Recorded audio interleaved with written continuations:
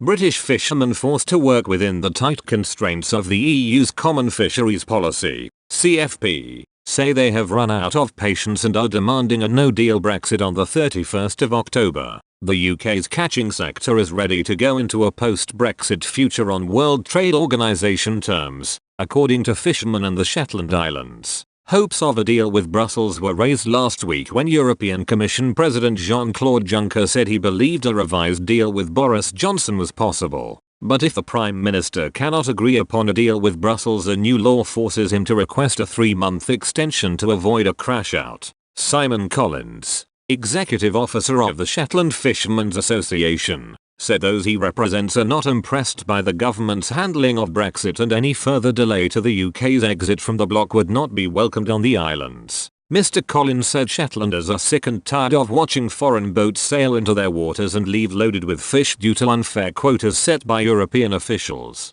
Mr. Collins said, "The UK sits in the most productive seas in the EU, but we don't reap the benefits. We do not know any other country in the EU which would give up so much of its own fish to put it into the common pot. France wouldn't give away its wine, but we give away our fish to Europe. It's so bizarre." The CFP regulations are set in Brussels by bureaucrats who don't have the faintest idea of what they're talking about. Countries around the EU have used the CFP to take advantage of our waters, so coming out of the EU will give us scope. Fishermen are struggling to see why we are not allowed to catch our fair share of fish even though we have good waters. Mr. Collins said Brexit would give Shetlanders the opportunity to dive into their country's natural resources, which he said the CFP prevents them from doing so. He said islanders are particularly outraged by a deal the EU negotiated with the Faroe Islands, which allows the semi-autonomous Danish territory to catch more mackerel in waters around Shetland than local fishermen. And he said there is unease among fishermen when they watch powerful figures in Brussels discussing the size of fishing nets with little regard for how it will affect those on the ground.